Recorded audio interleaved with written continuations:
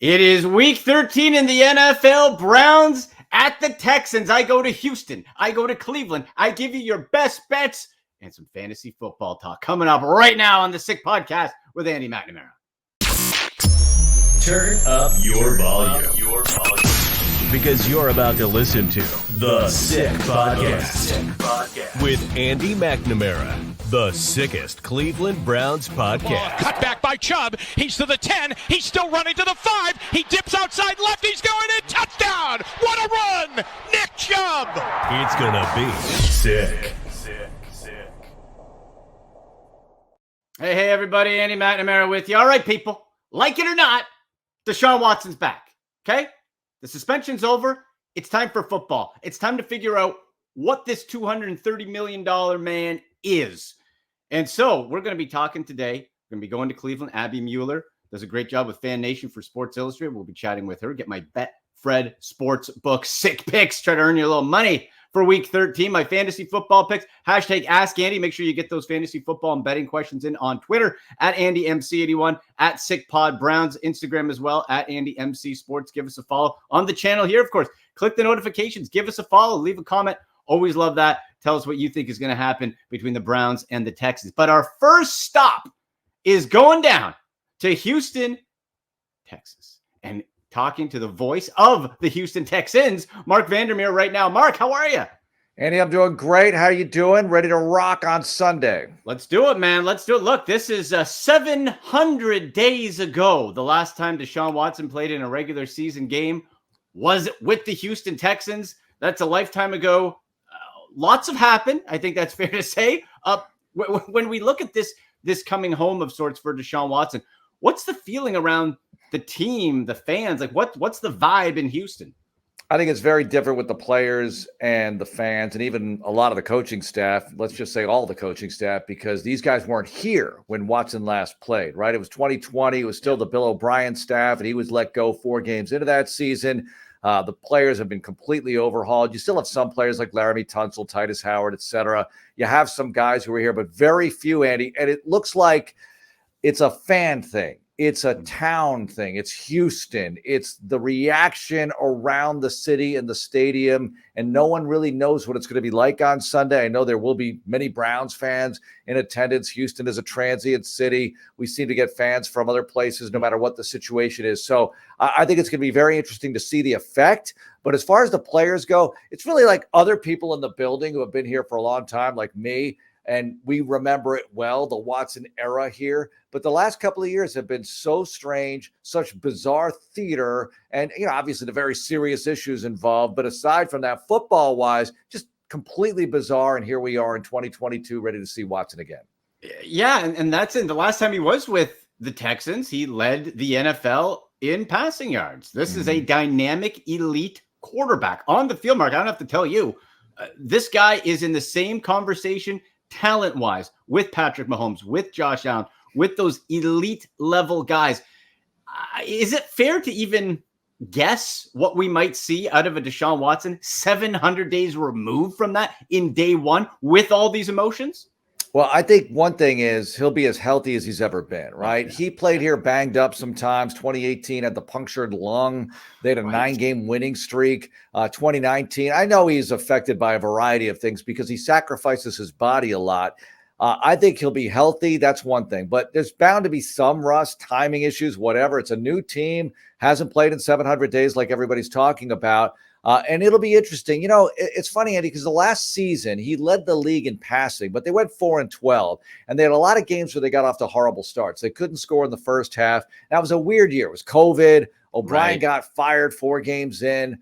They were putting up numbers, but they just weren't playing well. And I think with Watson, what's interesting is, sometimes he doesn't, and I think it'll be different now with Kevin Stefanski. I would hope for his sake it would be. Sometimes he doesn't take the easy pass. He doesn't dump it off, get 5, 7, 10 yards. He looks for the big play. When he's taken a lot of sacks, it's because he's holding onto the ball very often, not because necessarily somebody's cracked through the line and he's just flushed out or he's captured by the defender. Sometimes he likes to hold that ball and wait for the big play to develop. Very often he hits that big play. So we'll see how all that goes down in this new offense with Cleveland, which I think is quarterback friendly. Nobody knows. Well, we're all here to find out. Oh, yeah, and offensive coordinator for the Browns, Alex Van Pelt, said one of the things that they were really working with Watson on was play fakes, play action, right? Because you have Nick Chubb, you have Kareem Hunt back there, and he didn't have that caliber of running back and really that type of play design when he was with Houston. So from that standpoint, and from what you were saying as far as preserving your body and being smart about taking hits when you do, I hope from a play calling standpoint and for a Deshaun standpoint, he takes advantage of that at the running back side. Well, it's funny when you watch his style of play with the Texans, and they ran the ball okay in 2019. They had a 1,000-yard rusher with Carlos Hyde. That's the last time the Texans went to the playoffs. Sometimes Watson's play fakes are very, excuse me, he just kind of holds the ball out there like, all right, here's my play. Yeah, right. But Stefanski's different. You know, it's a Kubiakian thing. We had Gary Kubiak here, and they worked together in Minnesota. In the Kubiak offense, they practiced everything religiously. The play fakes, everything had to look the same. The bootlegs would only work because it looked like a front side run, and here comes the quarterback out the back side. Now, if they can run that kind of stuff effectively with Watson, that's going to be painful for defenses. But again, you have timing, you have throws, you know, things have to line up right when you're having an aerial attack. The other thing is this. He can just take off and run with it. We all know that. So Watson's very adept at running with the football, and they're going to use that weapon. I think they'll try not to use it too much because you don't want to sacrifice him. You'd rather just run the ball with Nick Chubb, which, by the way, Andy, I think is the key to Cleveland's game. They're going to try to run the ball with Nick Chubb. The Texans have given up a lot of rushing yards, and if they can run the ball, control things that way, Watson doesn't have to do a whole lot, but the Texans will do whatever they can to stop that ground game first. In conversation with Mark Vandermeer on Twitter at Texans Voice, the voice of the Houston Texans taking on the Cleveland Browns in Houston this Sunday. So, Mark, let's talk a little bit about Houston. Obviously, regular season, not great. I'm sure the fan base is looking forward to the draft. And also, of course, the Cleveland Browns first-round draft pick. They had one last year. They got it this year. You got another pick. You got the other one next year. I feel I don't know if you saw the Draft Day movie with Kevin Costner, but I feel like, boy, could Sonny Weaver Jr. come back? Give me the draft picks back. They're all gone, and the Texans got them. That's got to at least be some hope for the fan base with them being at the top. And it looks like Houston really is going to have their pick of whatever QB they want going forward. Yeah, it looks like this is a pretty decent quarterback class as well, if that's the way they want to go. And also in 2024, they have the 2 ones because they have the Texans one and the Cleveland Browns one. And I think this is a good opportunity this Sunday because if you beat the Browns, you help your cause because you have their pick. And, you know, by the Browns' victory over the Buccaneers, that pick dropped 3 slots from 7 to 10. And believe me, people here are following that. When I say people here, the fans and media, the coaches, the brass will not talk about that right now, but I'm talking about it because the Texans are having a very forgettable season at 1-9-1. So Monday mornings, I begin my show with, if the season ended today. Now, very often with playoff teams or playoff bound teams, you're looking at the matchups and the bracket, so to speak. But with the Texans, I'm looking at where's the pick? Where's the pick? And look, I want this team to win every weekend. I'm not a tank heavy guy. I don't want to see that, but we have to monitor that, of course. No control over this situation, and you hope for the very best thing in the draft. They have a lot of cap space, a lot of picks. Nick Caserio has done well so far with all this stuff, and we'll see how he does in 2023. Now, one key piece and a guy who really popped, and I'm thinking of it from as well the fantasy football side, and I think actually Dameon Pierce could have a good fantasy day against the Browns. That run defense of the Browns is nothing to be scared of. What about Dameon Pierce? Because it looks like with the quarterback, Davis Mills, it doesn't look like he's the guy. Kyle Allen's not the guy.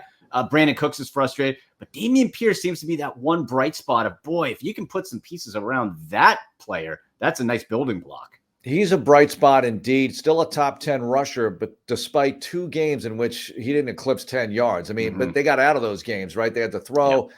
I think Pierce is really good. He can break tackles.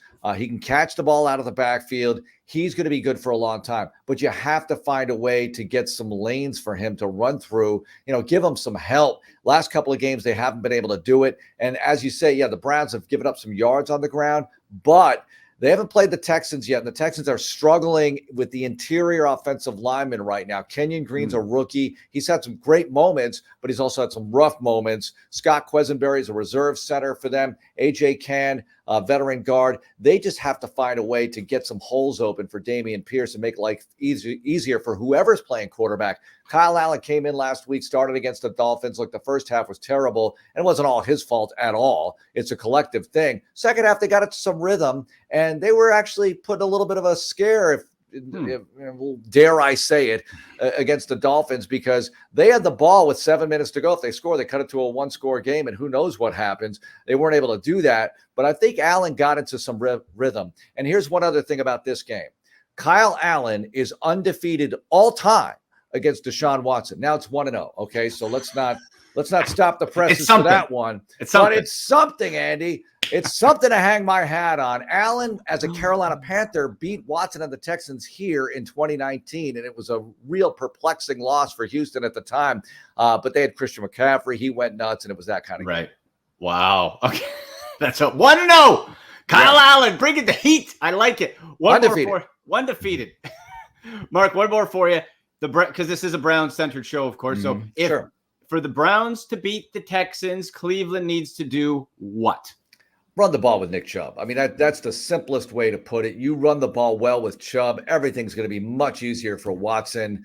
I know that Jacoby Brissett has done a pretty reasonable job with Watson out of the lineup. By the way, Jacoby Brissett, you might as well start him because he's a Texans killer. He's 4-1 all time against this franchise with 3 different teams, which is weird, with the Dolphins, the Patriots, and what am I forgetting? Oh, the Colts, because they're the all-time nemesis of the Houston Texans. But, it's just odd facing Watson. I think with the extra juice in the building, it's really going to motivate the players. I mentioned it. The players aren't aware of all this Watson stuff from an internal sense. Some of the guys were here last year when he was in training camp with them, and it was kind of odd to have him around, but he wasn't really doing anything, and eventually just sort of disappeared, but would come in occasionally. But that's all aside. I think what you're looking at here is buzz in the building, electricity in the air, and does it inspire everybody to play their best game? We'll see. Yeah, Mark, I think that the key to the Browns too is hold on from that first, like you said, that first bit of emotion. Like the Texans could jump out and surprise you if they can get through, couple score lead, and then you break the will a little bit there. But I think you're right. There could be some spikes of emotion and upper level play for the Texans, at least early on. Yeah, I think the Texans' key to success is get out in front early, right? Which they're capable of doing. They played Philly here on a Thursday night primetime game. Philly was undefeated. They jump out to an early lead. It's tied 14-14 at the half. I mean, they're right in that game. They've been in a lot of games, Andy. They've been in a lot of games into the fourth quarter, chance to win, unable to get over the top. Young team, playing 10 rookies much of the time. I mean, a lot of second-year guys as well. Young and scrappy, and they got to be ultra scrappy on Sunday. Indeed. Mark, look, this was tremendous. Thank you so much for jumping on with us. Have a great game Sunday, and hey, we'll talk to you down the road. Thanks a lot, Andy. All right, there he goes. There you see him on Twitter at Texans Voice, Mark Vandermeer. What a treat to chat with him and give some insight to this Browns and Texans game. Still coming up, our Betfred Sportsbook sick picks. Make sure, hey, if you're in Ohio, betting's coming, baby. January 1st, it's coming. And all you got to do, pre-register right now, betfredsports.com/Ohio/Andy McNamara. There you go. betfredsports.com/Ohio/Andy McNamara. You can see my name right on the screen. I had to spell it there. You pre-register. What does that get you? Exclusive bonuses. What else does it get you? Entry into weekly prizes. Betfred Sports has some really cool prizes. Follow them on social media. You'll see. That's all coming. betfredsports.com/Ohio/Andy McNamara. We'll get to some Ask Andy fantasy football picks in a little bit. But we go now from Houston. We jump on the plane. We get our backpack on, and we go to God's country. And we talk to Abby Mueller from Fan Nation SI. Abby, how are you? I'm doing pretty good. How are you doing? Doing well. Thank you for jumping on. We just got a Texans look and how things are expected to be there. And I wanted to get your sort of on the boots on the ground in Cleveland here. We know there's a lot of emotion. We know there's a lot of, well, what does this mean to Deshaun Watson coming off? But ultimately, Abby, the Browns are still in playoff contention if Deshaun Watson can come in and roll. Yeah, I mean, they're in a pretty decent position when you look at the rest of the schedule that they have this year. They are all winnable games for the Cleveland Browns. And I think this is I know it's a big emotional game, but it's a good matchup for the Browns to start with Deshaun Watson, because obviously Texans don't have the best record in the league right now at 1-9-1. So coming in on a little bit of an easier matchup, I think, is going to help Deshaun Watson kind of shake off that rust and start to get comfortable. Well, let's look at the 3 downs to success for the Browns here, Abby. And I just mentioned it with Mark. I think this is really important because I think number one is the Browns have a bad habit of getting too full of themselves when they really shouldn't. And they just read their own press clip and they come out flat. And there's going to be a lot of emotions in that building. I think really they got to hold on and try to get up on the Texans. And then at 1-9-1, I think their spirit's going to break. 100%. And I think what we've seen the Browns do this season is consistently score on the first drive of that game. But after that, they have stalled. Last week, they didn't score for 9 straight drives during that game. And it was an issue against Buffalo as well. I think it was 8 straight drives in that game where they did not score. So I think in order to help the defense too, they need to be scoring more throughout the game and not just that initial drive, because the defense gets tired. And we've seen that in a lot of games. They kind of hold in there in the first half. Then when the second half comes, they're just exhausted because the offense isn't putting more points on the board. But I think what they really need to build off is last week against the Bucks, the defense did continue to fight throughout the entirety of the game. So even though the offense wasn't going, the defense kept them in it up until the end there, and they were able to make it happen. So if the defense can continue to play like that, I think that's going to be huge. Well, I forget the exact graphic they put up on the screen, but the networks always find a nice way to pull out all the bad numbers for the Browns. Oh, it's been X number of years. It was like 40.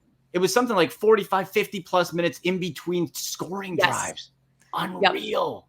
Yep. It's just, and it doesn't only hurt the offense. Like I said, it hurts the defense. Yep. And great point. We already obviously struggle on run defense, and it gets exhausting when you're constantly being sent back out there. So really just eliminating that statistic will be huge going forward. And when you have a quarterback like Deshaun Watson, and it's no shame to Jacoby Brissett, he did an admirable job, but a quarterback with the talent that Deshaun Watson has, I don't think you're going to see that continue to happen. No, and Abby, like I was saying, this is last time he played, 2020, but presumably, healthy and all that and still in his prime. This is talent-wise, just pure athleticism, arguably the best quarterback the Browns have had on paper since Otto Graham? Bernie, we all love Bernie, but Bernie athletic-wise, this is a freak athlete here. Yep. I think what is so special about what he can do is not just what he as a quarterback can do, but the way he opens up the rest of the offense. Yeah. So the way he's going to help Nick Chubb be able to run the ball better, because we have seen in most recent weeks, defenses are very prepared for Nick Chubb at this point. They know that Nick Chubb is going to be getting the ball a lot. When you have a threat like Deshaun Watson passing and also himself running, you just completely open up the rest of the game, because defenses are going to have to prepare for this team differently. They can't just say, if we stop Nick Chubb and we make Jacoby Brissett throw the ball, we can win this game. Now it's all right, you can stop Nick Chubb, but then you've got Deshaun Watson right there who can do a lot of different things. You're going to have to be prepared for all of them. Yeah, it really opens things up. So 2nd down, okay? I think it's got to be this. Let's go back to the defense. You got to stop the run. The only thing that scares you, to me anyway, on the Texans is Dameon Pierce. Brandon Cooks is checked out. God bless him, but Kyle Allen's not doing nothing for him.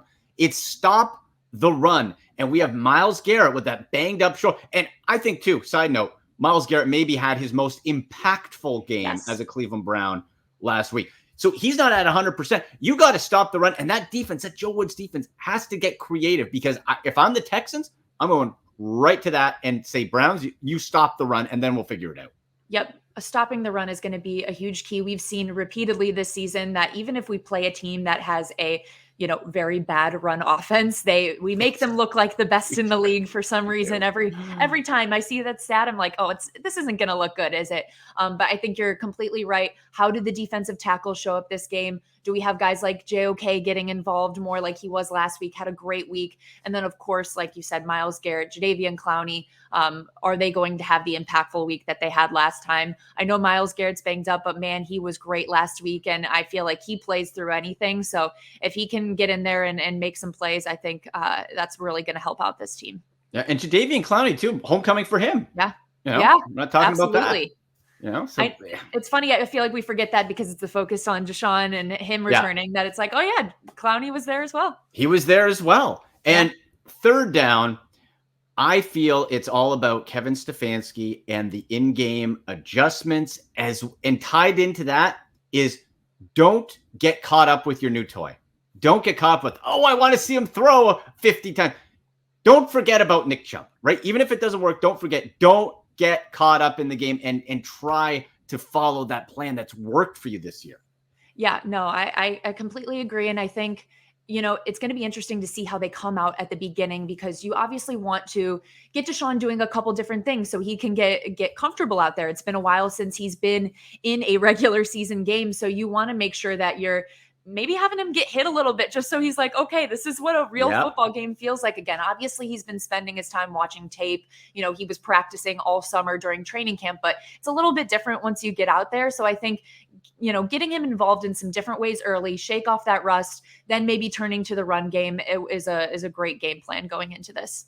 I think what some people forget too, Abby, is that in that one preseason game that the Browns had, Deshaun looked not good, to put it nicely. But remember, starting center Nick Harris went down on the second play. So all of a sudden, your guy who hasn't played in forever, you got all that out there, and the guy you've been practicing snapping you the ball is out. So that's another wrinkle to put in. 100%. We've obviously struggled with injuries at the center position in general. It feels like every single one of them has gone down at this point.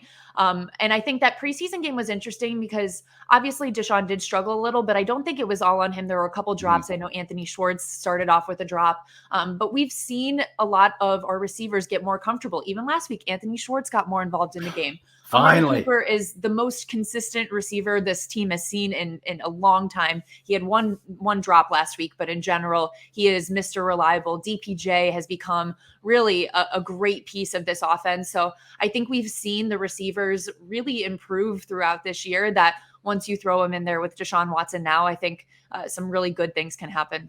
Abby, I'll say this. I feel that Donovan Peoples-Jones is a future Pro Bowler with Deshaun Watson at quarterback. He's awesome. I think if you put elite quarterback play, which Deshaun should be, now might not be fully this year, but when that guy's clicking, I think DPJ eventually rises above Amari Cooper as the WR1. You slot Cooper in 2, and DPJ, like you said, that guy can make difficult catches, star catches every game, but you don't have the elite play to catch him in stride. He's catching balls behind him. I think if you upgrade that quarterback position, DPJ is an absolute future star. He's awesome. I mean, there's at least 2 catches a game where you're like, man, that corner is right with him, and he still manages to get up there and come down with it. I just love the way each year of his career he has taken a step, and it feels like he's just really taken leaps and bounds this season, especially. I've been very impressed watching him. Absolutely. You can get her on Twitter at Abby_Mueller_ Fan Nation SI Browns Digest and podcast, Just a Girl from Cleveland. So Abby, look, I've loved having you on, but tell people where they can find you, what you're doing, because I'm sure the listeners, viewers, and myself, we want to know more and hear more about you. Yeah. So like you said, I do some work for Fan Nation SI Browns Digest. I do some videos, so you can see my face pop up at the top of the articles there, if you want to see more of it. And then I also have my podcast, Just a Girl from Cleveland. I talk all things Cleveland sports, Ohio State as well. I'm a big Buckeye fan, and just whatever is going on in the sports world. And then, you can follow me on Twitter, Abby_Mueller_, just, live tweeting games, giving my thoughts on everything, all things Cleveland sports there. Well, it's great content. A quick note. That Buckeyes loss, we're not talking about it. But brutal. It's behind me now. It's behind. I don't want to think about it. But there is still a chance. Do you think, okay, if they, XYZ happens, they can still get into the playoffs. You always want to see your teams in the playoffs, but I don't really want to see them play Georgia. I just don't want to have to face, that team up north again and lose again. That would be my one caveat where I'm like, let's not do that again. But, if we can make the playoff and face another team, I'm up for it. But that was a brutal loss. I don't want to do that twice in 1 year. No. OH, baby. Let's do it. Let's see what happens. Abby, thank you so much. We'll talk again soon. Thank you. All right. There she is, Abby Mueller from Browns Digest, Fan Nation SI, and again on Twitter. Real fun follow at Abby_Mueller_. Folks, I'm so excited for this game. I want to see the ball snap. I want to see what Deshaun Watson is. That place is going to be buzzing. Okay. It's going to be buzzing. I got a really interesting prop play coming up. But before that, let's talk about some fantasy football here. Let's look ahead to week 3 and get to some questions and ask Andy.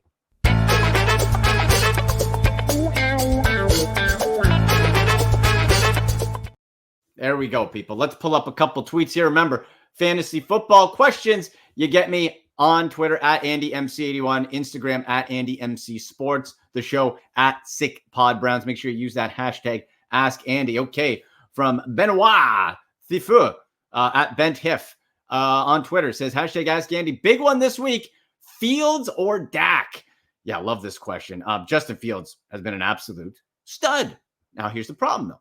AC joint in his non-throwing shoulder. Does that sound familiar, Browns fans? It should, because old Baker Mayfield, that's what did him in. Now, Justin Fields definitely more athletic talent than our old pal Baker Mayfield, but that's an injury that you can't just brush away. Now, good news, he has been taken off the injury report for the Bears. So that's good. However, you're playing the Packers. They've had your number. What does that mean now with the Packers? They've lost 2 in a row. They're terrible. I love Justin Fields fully healthy. I don't necessarily trust because he is a mobile quarterback. He is a running quarterback.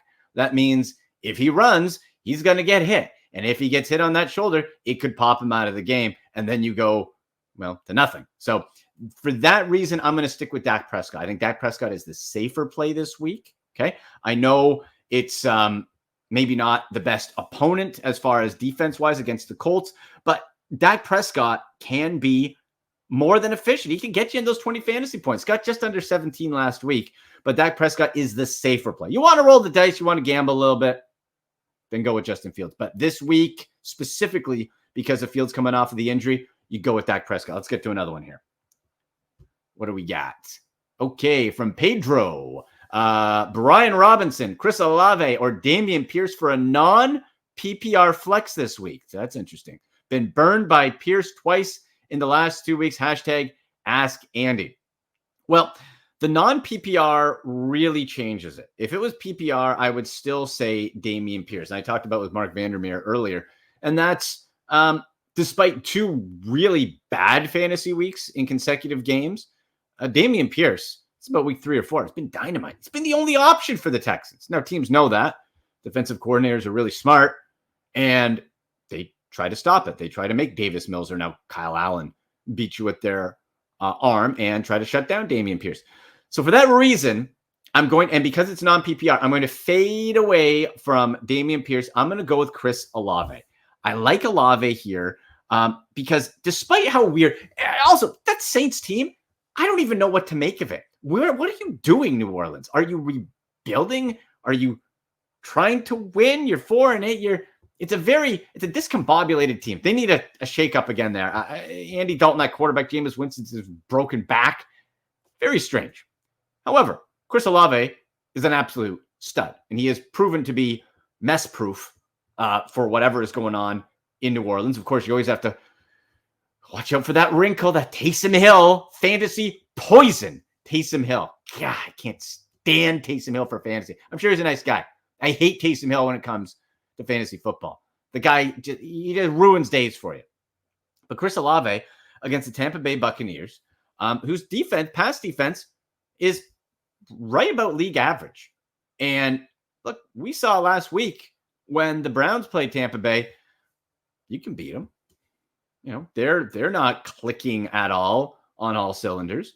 It might not be a huge day, maybe not a 20-point day, but out of the group you listed, do I feel confident that Chris Olave can get you in the mid-teens fantasy points? I do. Even in non-PPR. I like all of them better in PPR, but for non-PPR, I think Olave also can get you that yardage option too, right? So that's something else to keep in mind. If we're looking elsewhere for fantasy football, just some picks there. I mentioned on Tuesday's show, I'm still loving the stack. If you're looking like, DraftKings contest, DFS, whatever you're doing for your daily play, or in some bye week trouble. It's not a bad week for bye. You got the Cardinals and Panthers off. Yeah, you're not doing too bad there. But the Trevor Lawrence, Zay Jones stack, I'm all about it. I think that is just an option where you look at Trevor Lawrence consecutive games against good opponents. 20 plus fantasy points, 24 plus fantasy points, consecutive weeks with a bye mixed in between. You put him with Zay Jones, who now Christian Kirk still probably is the number 1, but Zay Jones' targets have been going up. He's definitely a number 2. We saw some big play. He popped last week, 27 fantasy points, depending on your league format. I don't expect him to do that, But again, I expect a nice level stack. If you're doing DFS, they're cheaper plays. You got Lawrence at $5,800 on DraftKings DFS contest. Zay Jones $4,900. That frees up some money elsewhere. I also like with Justin Fields back. And again, I said Fields is a little risky because of that shoulder. But if you feel confident enough off the injury report, how about a stack of Justin Fields and Cole Kmet? Cole Kmet, the last 2 games before Fields went down, over 20 fantasy points. 2 touchdowns in both games. 2 and 2 for Cole Kmet. He's Fields' go-to guy. If Fields isn't running, it's going to Kmet. By the way, Mooney's banged up.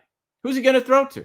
Cole Kmet, Justin Fields stack, $7,400 salary, $3,800 for Cole Kmet. I think that's a steal in any lineup. Against the Packers, so what? They have a good against tight end. Okay. They're pretty much checked out, right? Aaron Rodgers is broken. You might see Jordan Love mid-game. Who knows? It's terrible. I'm sitting Mike White of the Jets. I mentioned earlier in the week too. Mike White of the Jets. The reason, again, people, don't get hooked. History tells us this. From Mike White a year ago, last November, AFC Player of the Week. Next game, throws for 96 yards. Game after that, no touchdowns, 4 interceptions. I don't like it. I'd rather play Trevor Lawrence. I'd rather take a chance on Justin Fields, even with the injury. You're starting those 2, and you're sitting Mike White. I would also say sit Deshaun Watson. I look, as a Browns fan, hope the guy lights it up and the Browns win by 50. However, if the Browns play callers are smart, which we know they are not always, you're not going to put too much on him. You're going to ease him back in. So I would say you sit Deshaun Watson this week if you have another choice, if you got another option. So any other fantasy football questions, you can get me on Twitter at AndyMC81, the show at SickPodBrowns. Follow there. Instagram at AndyMCSports. Also, folks, pop some questions in the comment section here if you need to, as well predictions for this game. Browns, Texans, what's your score? What happens? Are you excited to see Deshaun Watson play? How do you feel? Leave in the comment section. Follow the channel. Hit those notifications. We'll have a lot of fun on the program together. But let's try to win some money right now with some sick picks. It's time for Sick Picks. All right, and that is powered by Betfred Sportsbook. Our buddies there, folks, Ohio residents, Cleveland Browns fans, online sports betting coming to Ohio January 1st. We're in December now. We're less than a month away from sports betting coming to Ohio. Pre-register with Betfred Sportsbooks to get an exclusive pre-launch bonus. That means you sign up, you get money for your account. When it goes January 1st, it's perfect. Pre-launch bonus and entered at a chance to win weekly prizes. And the type of prizes that Betfred Sports has done through their other team associations. We're talking tickets, autographs, experiences. This is cool stuff. This is really cool. How do you do it, you ask? Well, the link is right in the description of the show. And I'll tell you right now, betfredsports.com/Ohio/Andy McNamara. betfredsports.com/Ohio/Andy McNamara. You do that. That's how you get in on those exclusive pre-launch bonuses and get entered to win those weekly prizes and a ton more coming with that. So I'm super, super excited about this. Okay. I got a fun prop play for Browns Texans, folks. Okay. I think this, I'm going to will it to happening. I'm feeling it. And the more I think about it, the more I like it. Anytime touchdown for Anthony Schwartz, the little zippy guy. Remember, stunk all year. Couldn't catch anything. Last week, handed the ball. Got some confidence. The Browns front office and coaching staff want this guy to succeed. The players say, hey, he tries hard. They like him. You're going to want to build off that confidence. Now, why Anthony Schwartz? Well, number one, plus 370, baby. Plus 370 for an anytime touchdown for Anthony Schwartz. Lock it in. That's my smash pick of the week. Anthony Schwartz, anytime touchdown. Now, we can also follow as to, well, why? Okay, he scored one last week. Is this just a dart throw? Well, it might take a bit of luck, but it makes sense because who was one of Deshaun Watson's prime go-to guys when he last played in 2020? It was Brandon Cooks. What is Brandon Cooks known for? Well, he's really fast and he scores touchdowns. He can go right down the field and score. Now, he is a much better, far superior wide receiver than Anthony Schwartz. Don't get me wrong. But they're both really fast. Schwartz, faster. So could I see a world where Deshaun Watson has that background of being able to toss it up, big arm, wanting to, I'm sure Kevin Stefanski, let him air a couple out, right? Let him get comfortable. Let him get that adrenaline out, air it out. What if you just say, hey, Anthony Schwartz, go really fast that way, look up, and Deshaun Watson's going to catch you in stride. I can see that happening. That makes a ton of sense. Plus 370 anytime touchdown for Anthony Schwartz, and Browns fans go crazy. I think that's a fun prop play pick. Also, I say take the under on the total 47.5 points at the Betfred Sportsbook. Take the under. Texans have only scored over 23 points once this year. One time. And more recently, it's lower than that. So only one time over. The Browns won't need to score a whole bunch. Now, again, this depends. Do I have confidence that Kevin Stefanski is going to run the ball and grind out the clock? Well, not really, because we've seen that not happen more times than not. But I think the Browns can win this game with 24 points. And if you hold the Texans to 13, 17, something like that, then that pays off. So under the 47.5 points, Browns and Texans there. And of course, Browns straight up to win, but that's not a great payout. Packers at Bears. I like this one. Aaron Rodgers, his days of owning the Bears, done. Thumb injury, rib injury, he's whining. He's turned 39 years old. Now you got Christian Watson. I do like Christian Watson as a play with him just in general, because Watson's a stud and he can be Rodgers' go-to guy. But you look at what he's been able to do, how the Bears are playing loose. Bears aren't a great team. They're not complete. They can grow, but you have Justin Fields back. That's going to be a morale boost. You got your guy back. As long as he can stay healthy. I talked about Cole Kmet. So how about this?